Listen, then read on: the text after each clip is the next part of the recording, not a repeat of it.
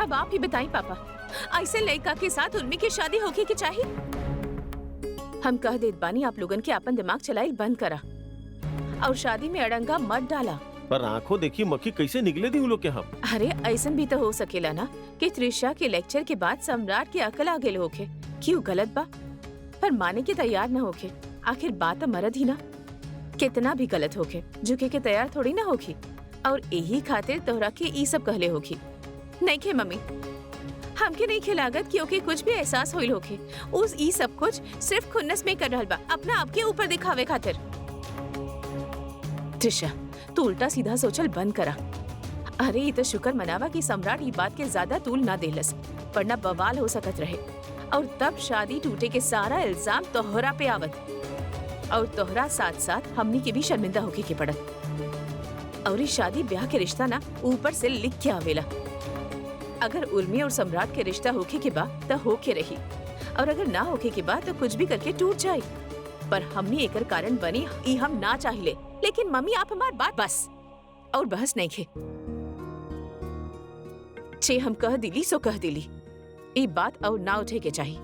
और एक बात कान खोल के सुन ल त्रिशा, ऐसे पहले कि सम्राट तो पे भड़के या कुछ और ऐसा करे, तू आपन व्यवहार संभाल ला। काहे कि हम ना चाहिले कि तोहरा कोनो भी हरकत की वजह से कोनो नया बखेड़ा खड़ा होके या फिर उर्मी के अपन आवे वाला दिन में परेशानी के सामना करे के पड़े या ओके ससुराल में कुछ सुने के पड़े। समझ लू? तो के नहीं के पता कि लड़की की शादी कितना मुश्किल से होखिला। अरे और सम्राट तो इनकर दूर के रिश्तेदार बा, रश्मि के बुआ के लइका बा। ई लोग उनके बारे में तोहरा से ज्यादा अच्छा से जाने ले। ऐसे आंख बंद करके थोड़ा ना शादी कर रहा लोग है। यही खातिर अपन जुबान पे ताला डाल के बैठा। बेटा शायद तो हर माँ ठीक कर रहल बाड़ी। शायद ना, हम सही कर रहल बानी। अब बाहर चला, चल के डांस प्रैक्टिस करा। शादी में शामिल होके आइल बानी उहे करत बानी, बाकी कुछ नहीं खे। समझ ला आप दोनों।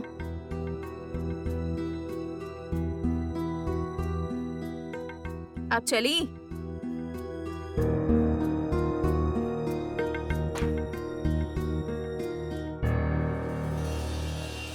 हाँ भैया, लड़की वालन की तरफ से आपके गाना की लिस्ट मिल गई ना? कोनो कंफ्यूजन ना होके के चाहिए। कोनो भी कंफ्यूजन होके तो हमके फोन करिए। चलो ठीक बा, बाय। थैंक यू आंटी, अगर बहुत जरूरत रहे।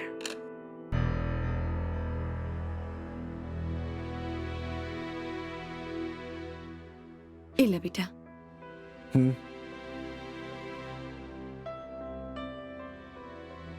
बेटा तोहरा से एगो जरूरी बात पूछे के रहे।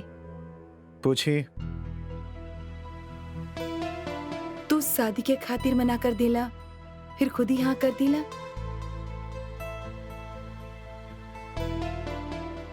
तू कहीं कोनो दबाव में ही शादी ना करल बड़ा ना?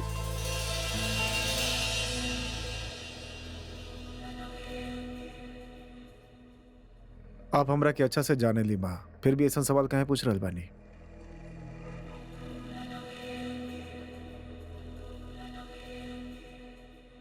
सम्राट सिंह राठौर केहू के दबाव में आके कुछ न कर सकेला।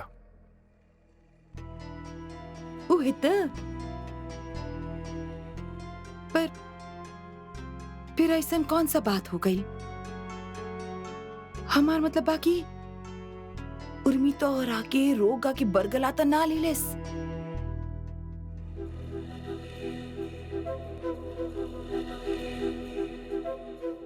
हमार माँ, अगर ऐसा होखत ना तो इतना बड़ा कारोबार खड़ा ना कर पाती हम। ये तो सही करल बा बेटा, लेकिन देखा कौन भी जबरदस्ती में तू शादी मत करिया। काबा की उर्मी जैसन बहुत लड़की मिल जाए तोहरा खातिर।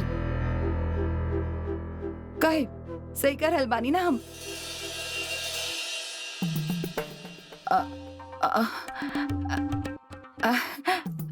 हमार मतलब ई बा की माने की उर्मी अच्छी लड़की बिया, लेकिन तोहरा मन के मुताबिक भी तो होके के चाहिए ना। शादी एक दिन के खातिर तो हो खेला ना, जिंदगी भर खातिर हो खेले। जे कुछ भी करिए बहुत सोच समझ के करिए, फिर कल के पछताए कि न पड़ जाए। माँ, सब कुछ हमारे मुताबिक ही होगी, आप चिंता मत करें। और उर्मी भी हमारे मुताबिक ही रही।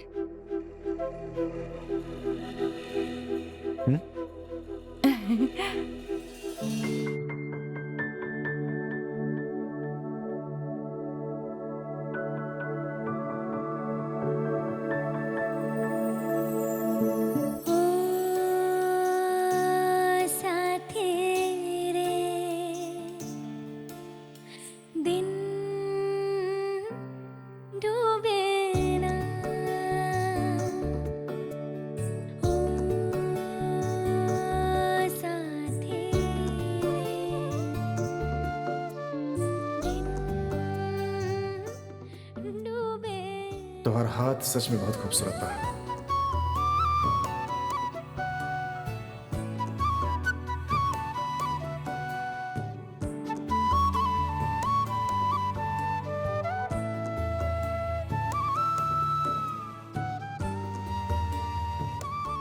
उर्मी दीदी, आप चाय पी लेनी? हाँ, पी लेनी। दीदी, फूल ना पूरा सूख गइल बा, इनके हटा दी। अरे ना ना ना ना ना, एक के हम के दा, एक के हम फेंकब ना। अब काहे दीदी? काहे कि इस सम्राट जी हमके देहले बानी, एक के हम बहुत संभाल के रखब हमेशा। दीदी, जीजा जी ना बहुत किस्मत वाला बानी, काहे कि आप उनकरा मिल गई नी। ऊ तबा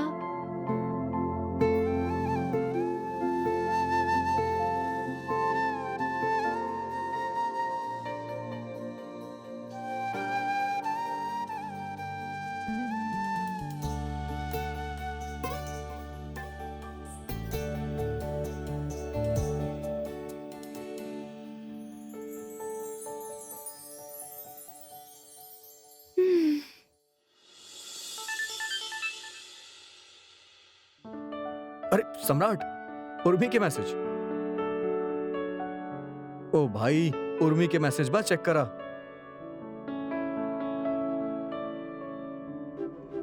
का कर रहल बानी आप? वैसे तो हम हर समय यह सोची ली कि आप इस समय का कर रहल हो खब, पर पूछे कि हिम्मत ना हो खेला। लड़की भी ना। कहा हो गई? पढ़ा खुद मैसेज ला। शो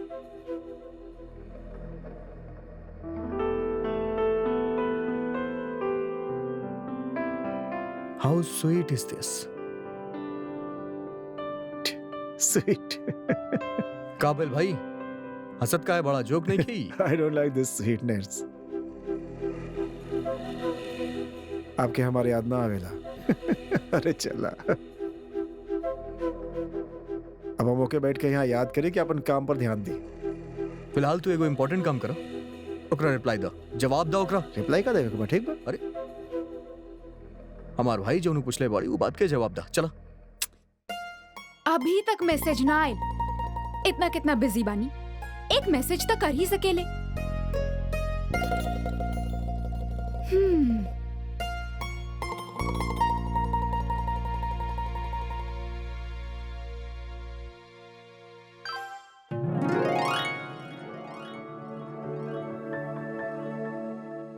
याद के बदले तू आ जा। तू याद भला काहे आव? हमके तो बस उस दिन के इंतजार बा जब तू दुल्हन बन के आईबू। I love you. हे भगवान,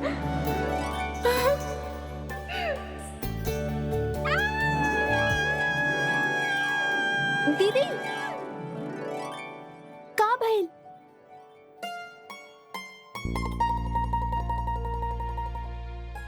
कुछ ना, तू जा अब, जा।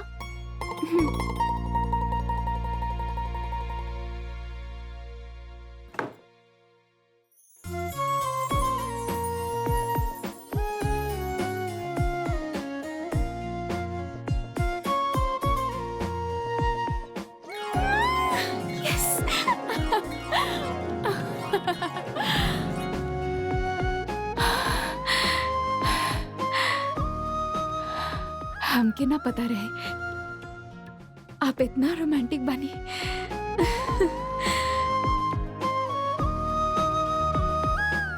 आज तो तहार हिस्सा के जवाब दे देनी, लेकिन तू भी सीख ला हमार भाई, शादी तहार होत बा, समझ ला ना।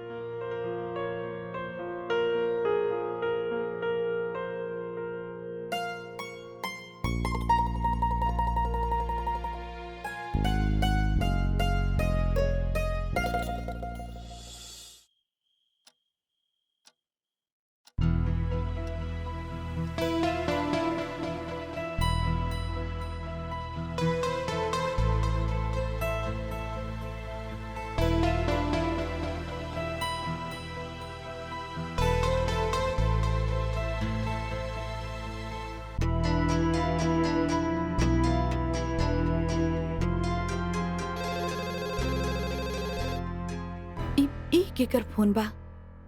इतना सारा काम में एके संभाले के बा, एक और काम बा। हेलो, नमस्ते समधन जी, कैसन बानी आप? डिस्टर्ब तो ना कहीं ना हम आपके? ना ना, नमस्ते, कैसन बात करल बानी आप? बोली ना, का बात बा? एक बहुत जरूरी बात करे के रहे आपसे। हाँ, कहीं ना, का बात बा? फोन पे कैसे कहीं अच्छा ना लागेला। बात हम मिल के ही करब। हमार मतलब बाकी आमने सामने बैठ के बात करल अच्छा होखी। काहे सही करल बानी ना हम? हाँ हाँ, अगर आपके ऐतराज ना हो कि तो कल हम आपके घर आई मिले खातिर। हाँ, जरूर जरूर आई ना। एमे ऐतराज के का बात बा? हाँ उहे तो। चलो तो फिर कल मिलत बानी। हाँ, नमस्ते नमस्ते नमस्ते।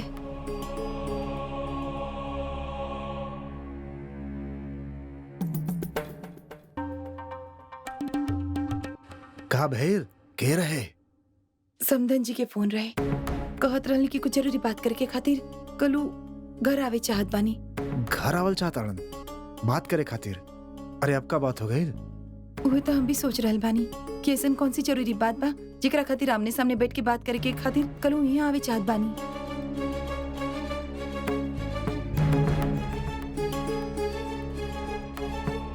अरे भाई साहब 20-25 डब्बा एक्स्ट्रा ही तैयार कर लेता नहीं, कल के अगर बाराती ऊपर नीचे भले तो कोनो दिक्कत ना होगी।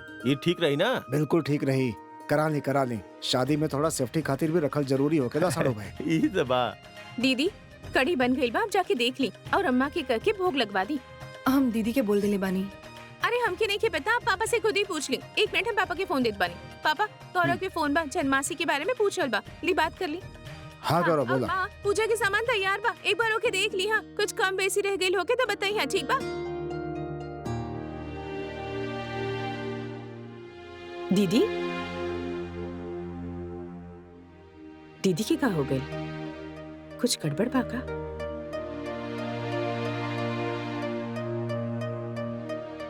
दीदी हाँ, कौन सा सोच में डूबल बानी आप? रश्मि आपके अंदर बुला रहल बिया। अच्छा अभी जात बानी। दीदी का बात बा? दीदी आप ऐसे कोनो परेशानी बा का? कुछ नहीं किया उर्मिला, कल रात के सम्राट के माँ के फोन आयल रहे, कहत रहली कि आमने सामने बैठ के कोनो बात करे के बा उनके। अब पता ना का भइल होखी, का बात करे आ रहल बानी।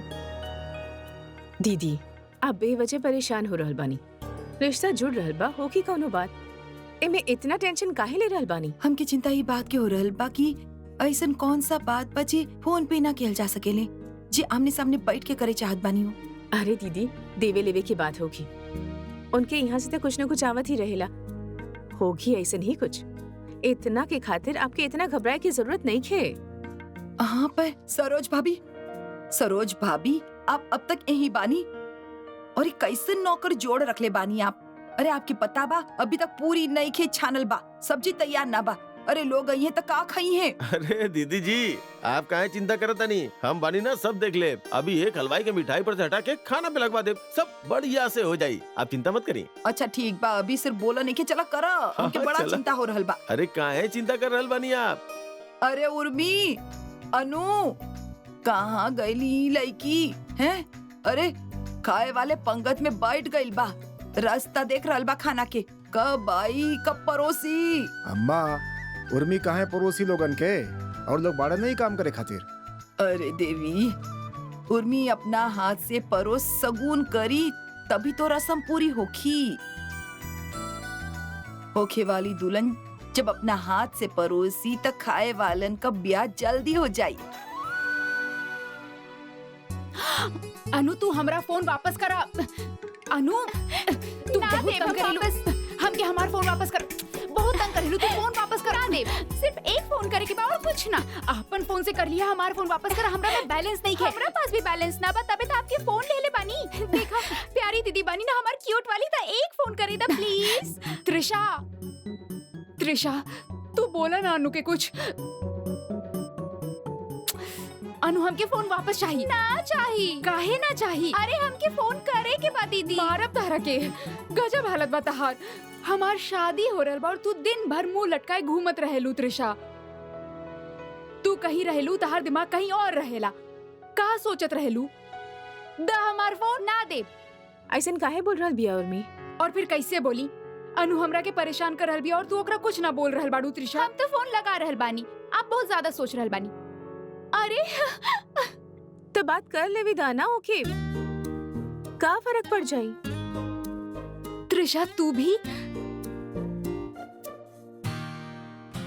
अब देखा, अगर उनके बुरा लागल ना तो हम तोहरा के छोड़ब ना। हाँ हाँ, जैसे उनके पास और कोनो काम ही नहीं के ना बुरा माने के अलावा।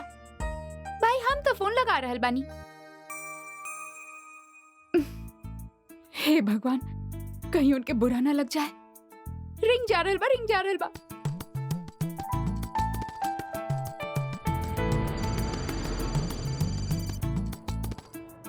अरे उर्मी के फोन। हेलो उर्मी जी, का हाल चाल? हम उर्मी के माँ बोल रहल बानी। ईशान बेटा, नमस्ते आंटी, कैसे बाड़ी आप? कैसे याद कईनी? तू अइला नहीं खे? हमरा घर खाना खाए आवे के चाहत रहे ना? अच्छा, आप बोले ले रानी का?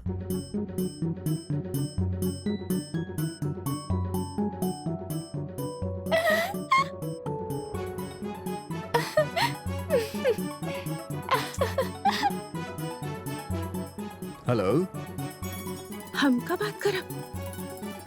मम्मी की आवाज में बात करे ना। हमसे बात ना होगी। कुछ भी ना कर सकेली आप। हेलो।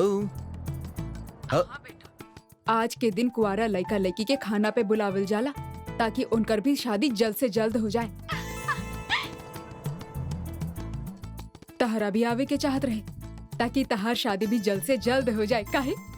अच्छा बेटा, हमरा से मस्ती कर बस सब लोग मिलके। हमके तो शादी करे के ना बा अनुष्का, लेकिन तू जरूर खाना खा लेगा। तारा खातिर बहुत जरूरी बा।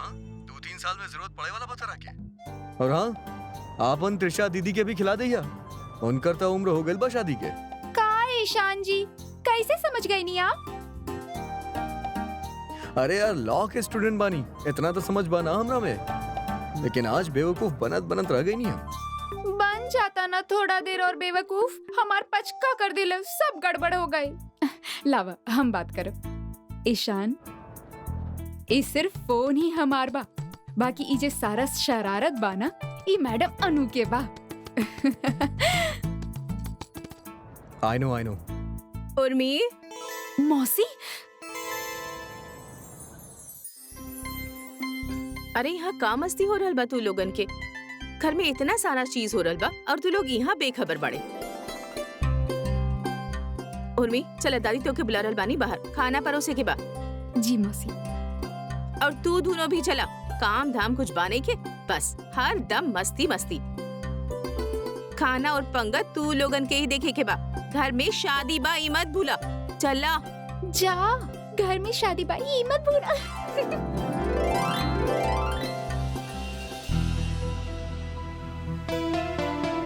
एक बहुत जरूरी बात करे के रहे आपसे। आमने सामने बैठ के बात करल अच्छा रही। अरे मम्मी, दूध उफन गइल। बंद तक करा। अरे अरे अरे अब कहा करल बानी, कहा सोच रहल बानी, कहाँ बानी? कुछ नहीं कि बस थोड़ा ध्यान भटकल रहा। हमार तरफ देखा, कहाँ? कुछ तो बात बा, बतावा। अरे कहा बताई जब कोनो बात ही नहीं की। तोरा के नाम बेवजह चिंता करे के आदत पड़े बा। तू यहाँ का करल बिया? तो के तो बाहर होके के चाहिए ना, खाना परोस के बना। चला बाहर चला। अरे उर्मी देखा बुलावा आ गइल, चले जाओ।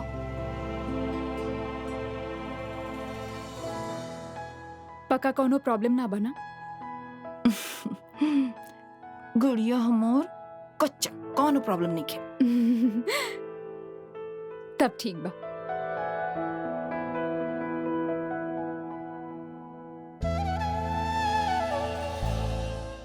अरे अरे अरे अरे अरे, संभालो। अरे गिर अरे, गिर अरे, गिर- अरे, गिर- अरे, गिर- अरे, गिर- कहाँ हाँ। के?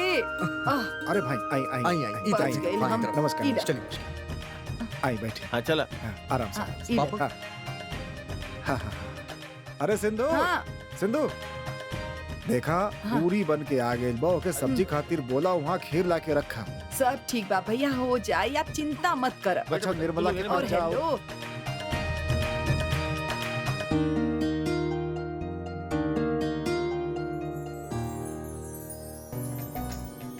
अरे उर्मी जल्दी आवा, शगुन शुरू करा।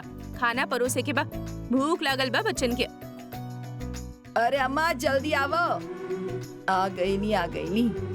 आजा आजा। उर्मी बेटा ई ले, भोग लगा तो गुलाब जामुन के और बच्चन के दा। अरे एक मिनट पल्लू तो डाल।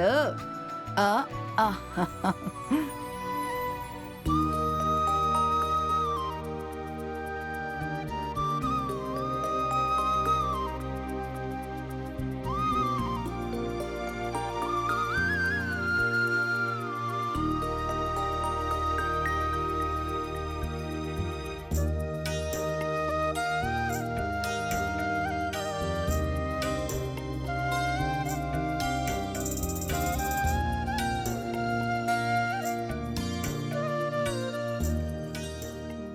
दादी हम भी बैठ जाए खाए खातिर?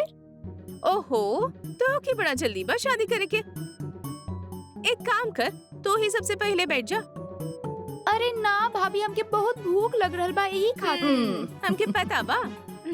दीदी चलो ना बैठो तानी। अभी से हमके नहीं के बैठे के। अरे अरे अरे बैठत बानी ना, आज के आज शादी ना होगी आपकी। ठीक है तबा ना। अरे कभी ना कभी त्रिशा के शादी होके के ही बा, त काहे ना सगुन आज से शुरू कर देहल जाए। नाना मौसा जी, हमके नहीं के करे के बा शादी, बिल्कुल भी नहीं खे। अच्छा ठीक बा भाई, ठीक दयाल बा। ई थाली लेके जाऊँ हुआ। बिटिया सबके गुलाब जामुन दे दो।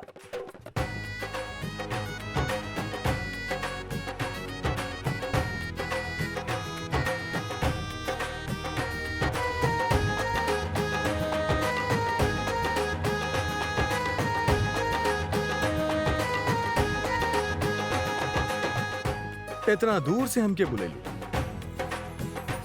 और बस 2 गुलाब जामुन, ओनली 2। ईशान, अरे ईशान बेटा तू कब अइला? ईशान जी चलो। नमस्ते अंकल। प्रणाम आंटी। बुआ जी। अरे ईशान बेटा तू वहाँ नीचे काहे बैठल बा? उठा वहाँ से। अब का बताई आंटी, हमके यहाँ नीचे बैठा के ही खाना खाए खातिर बुलाइल गइल बा।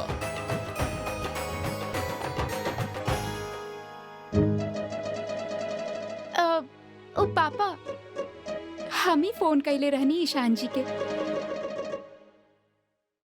ईशान, अरे बेटा तू आ गइल, अच्छा भाई। तो के देख के मन खुश हो चला। बहुत ही हंसमुख बच्चा बाई। हाँ हाँ आई लाइक। हे अम्मा, अरे ये लड़का के देखते ही किसी करे के मन करेला।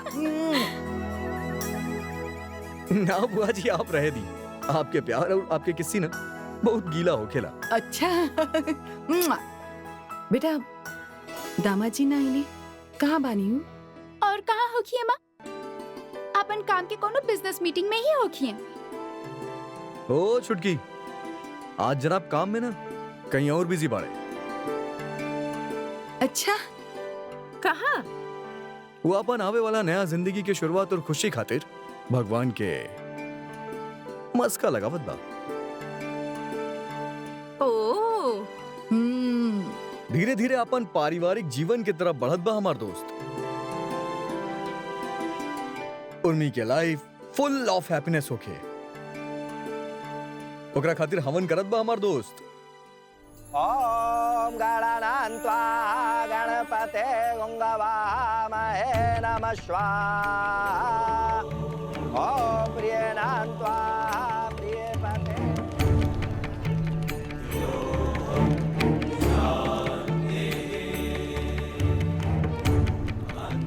ओम श्री सूर्याय नमः स्वाहा।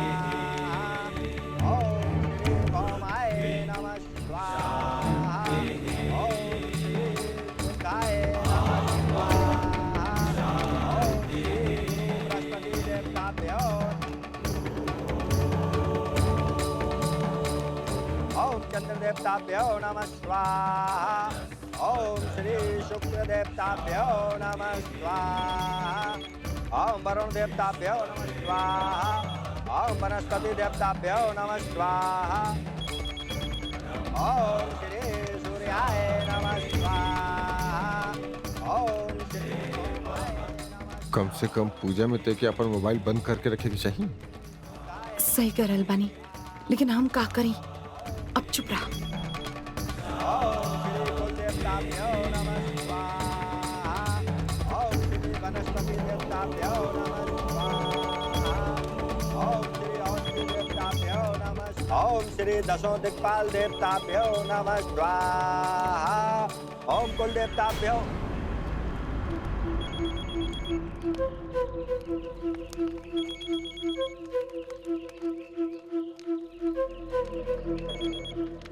हाँ बोला। अभी अच्छा,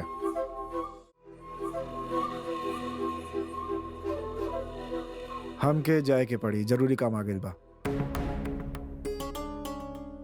लेकिन जजमान हवन अधूरा रह जाई। हाँ जी, हवन अधूरा रह जाई। काम बा पंडित जी, और हमरा खातिर काम ज्यादा इम्पोर्टेंट बा, ए हवन से भी ज्यादा। जजमान आपके काम और नौ जीवन के सफलता खातिर ही हवन हो रहा बा। थोड़ा देर और रुक जाए तो ये पूजा विधि अनुसार संपन्न हो जाई। हो गइल ना पंडित जी, करते ले ली इतना देर। बाकी जे बा पापा कर लिए। कहाँ पापा? विधि अनुसार। ऐसा ना होखेला सम्राट बेटा, जहाँ इतना देर थोड़ा देर और रुक जा, का हो जाए। हाँ जजमान, आपके रुकल अनिवार्य बा। आधा भइल बा अभी, और पूजा बीच में आधा ना छोड़ल जाला। आधा करे के फल तो आधा मिले ना पंडित जी, तो बस काफी बा हमरा खातिर। बाकी हम देख ले, यू डोंट वरी। देवर जी, बस थोड़ा सा देर की तो बात बा। लेकिन हमके बहुत देर हो जाई, इसे जितना हो सकल कर लेनी। सही बा बेटा, तू जा। तोरा खातिर काम जरूरी बा, और काम करे से ही तो होखेला ना। ई हवन के बा, ई सब हम देख लेब। तू जा। हाँ? लेकिन जजमान, संकल्प तो आपके ही लेवे के बा। हो गल संकल्प।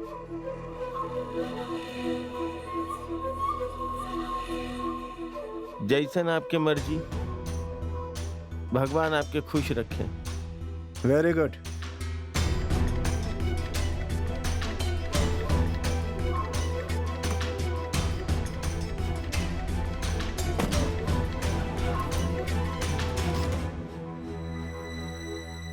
पंडित जी, आप पूजा शुरू करी ना।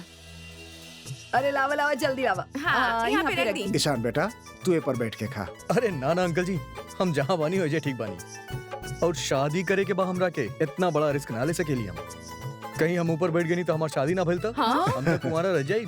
ई खातिर हम एजे ठीक बानी। अरे हमार हीरो, तोरा के कैसे ना मिली लड़की? तू तो बिल्कुल चॉकलेट जैसन बा। अरे तोहर खातिर तो कोनो भी लड़की जिंदगी भर एक टांग पे खड़ा रहे खातिर तैयार हो जाई।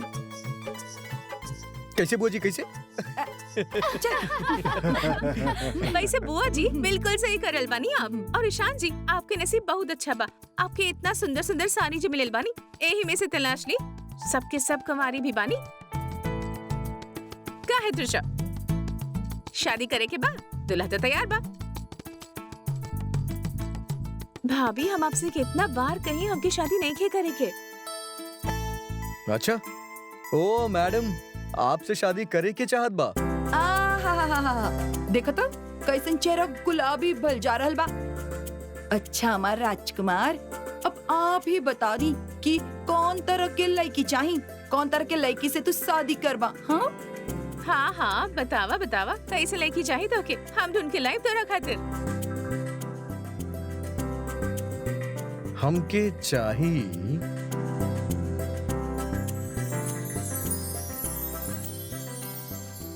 बिल्कुल उर्मी जैसन।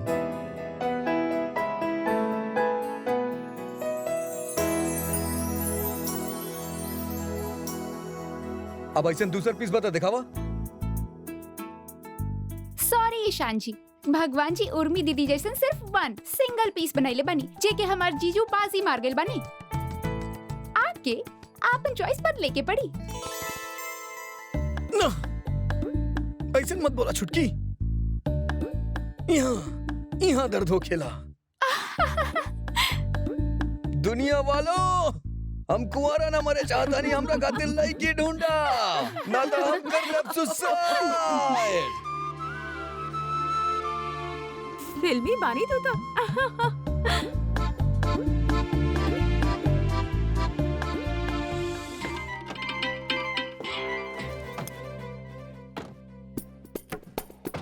ठीक बा। अरे आप ऐसन करी, दिवाकर के कार में घर चल जाई। हमके कुछ जरूरी काम बा, हम निपटा के आवत पानी। अरे ऐसन का काम बा जे अकेले जाए के बतोहरा? कुछ काम बा, अब जाई ना, हम आ जाइब। अरे भला हमें भी तो बतावा काम का बा। चला हम भी चलते हैं तोरा साथे। अरे ना ना, बहुत जरूर थोड़ी ना बा, हम आपके साथ बात बताई। अब घर जाके आराम करी ना। यही का बात है भला। देखी, शादी के घर में 1000 तरीका की चीज के जरूरत होखेले, 1000 तरीका के काम होखेला। एक काम भी सही तरीका से नहीं के भइल ना तो जिंदगी भर के खातिर इज्जत के कबाड़ा हो जाला। यही खातिर कर रहल बानी हम। जाई ना, वो लोग निकल जाइए। जाई ना।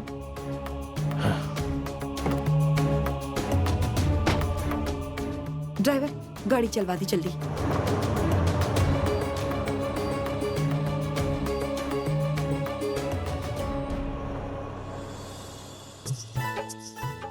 ओहो छुटकी, एक सेकेंड। अरे बताई ना कौन फाइनल करब। हमनी सब अगर एक ही साफा पहनी तब बहुत मजा आई। भैया हमरा हिसाब से गुलाबी रंग बहुत चची, सब करा सर पे। बाकी हमरा के लाल रंग अच्छा लगा था। का कहता ना नहीं ना, आप लोग? हमके तो ये गुलाबी रंग ज्यादा जच रहल बा। हाँ। का कहता है? हमके भी गुलाबी रंग सही लग रहल बा, इहे सबसे ठीक बा। अच्छा जी। ये भाई ना बात। अब घर के सबसे इम्पोर्टेंट सदस्य हमारा समर्थन दे देले बा, तो अभी गुलाबी ही हिट बा और फिट बा।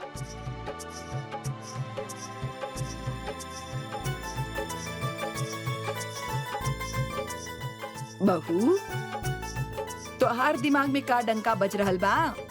हाँ? वो कुछ नहीं के अम्मा, सम्राट की माताजी आवे के कहले रहनी ना, अभी तक ना आइल बानी। ऊ कब आवे के कहले रहली मम्मी?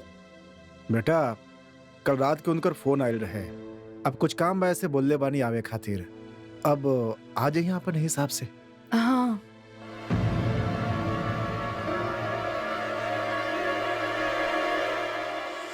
अरे बुआ जी नमस्ते। प्रणाम बुआ जी। खुश रह। कैसन बानी आप? जियत रहा बेटा। आ छोटकी, खुश रह। खुश रह। अरे वाह उर्मी, बहुत ही खूबसूरत लग रहल बाड़ू। हल्दी के रंग खूब चढ़ल बा तोहरा पे। हाँ ई त दामाद जी के प्यार के रंग बा जो हमार मोड़ी के सुंदरता बढ़ा रहल बा। अब जल्दी से दुल्हन बन के हमरे घर चलावा, बेसब्री से इंतजार हो रहल बा तोहर। आई ना, बैठी। हाँ,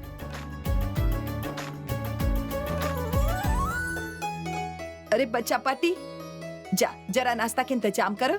हम अभी लावत बानी। अरे ना ना, परेशान होके की जरूरत ना बा, हमके बहुत काम बा, बस हम निकलब। कोनो परेशानी ना बा, बस 2 मिनट। समधी जी ना आइले, आप अकेले आई नहीं? हाँ, वो कहाँ आई हैं? अब आप लोग जाने ले ही ना, शादी के घर में कितना काम हो खेला। ये बात तो बा। आप हमके कल होती, हम ही आ जाती आपके पास। ना समधी जी, आप हमरे यहाँ आवे या हम आपके यहाँ आई, एक ही बात बा। बताई समधन जी, हमसे कोनो गलती हो गई का? ना समधी जी, आप ऐसन काहे करल बाड़े? अचानक आपके फोन आ गए रहे तब हमनी सोचनी लड़की वाला बानी ना, जरा जरा में चिंतित हो जाइले। अरे हम कहाँ लड़का वाला बन के रहीले, हाँ। और उर्मी के तो अपन मान ही चुकल बानी, हमरे घर के सदस्य बाई। हाँ, जब तक यहाँ बा मेहमान बा, लेकिन बा हमरे परिवार के हिस्सा। हाँ जी बिल्कुल। काहे आइल बानी अचानक? लागत तो बा कुछ खास बात करे आइल बाड़ी। कैसन खास बात? ओ त उनकरा के ही पता होगी, यही खातिर कह रहल बानी, चल के सुनत बानी। अनु गलत बाई, हम ना करब ई सब। तो ना एक नंबर के डरपोक बाड़ू। भैया हम तो जा रहल बानी, सुने की का बात बा? चला ना, सुनत बानी। ना त्रिशा, कुछ ना होखी, चला। त्रिशा गलत बा, ऐसे कैसे बात सुन सकेली? कुछ ना होखी। अरे अब आप लोग अपना ही भाड़े था, हम सोचनी कि एक बार आमने सामने बैठ के कुछ बात तय कर लेत बानी, आप लोगन के परेशानी ना हो कि। हाँ, अब काल के लोग ही ना कहे कि दोनों परिवार में कितना फर्क बा। सही करल बानी ना समधी जी? ये तो आपके बड़प्पन बा। ना ना समधी जी, एकरा में बड़प्पन के का बात बा? अब हम आपके बारे में ना सोचब तक अब बाहर वाला सोची। अब शादी ब्याह समाज में होखेला तो औदा बनल रहे, ये भी जरूरी बा। का बाकी सम्राट की शादी हमरे पीढ़ी की आखिरी शादी बा, तब मेहमान नात रिश्तेदार भी बहुत आवे वाला बाड़े और बहुत उम्मीद के साथ आवे वाला बाड़े।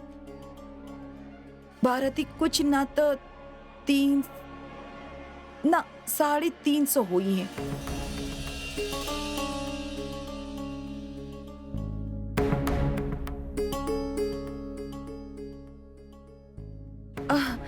अब इस शहर में शादी करे में यही तो दिक्कत बा, सब चले आवेले। अब हम यही सोचनी कि आप कहीं विदाई के समय आप लोगन के कोनो परेशानी ना होखे तो। अरे ना ना, आप चिंता मत करी समधन जी, हम सब इंतजाम कर ले बानी। सबके खातिर चांदी के गिलास बनवा ले बानी, कोनो दिक्कत ना होगी बारात के। हाँ, दूर दराज के लोगन के आप चांदी के गिलास दे दिया, बस करीब के और खास लोगन की सोने की चेन दे दिया।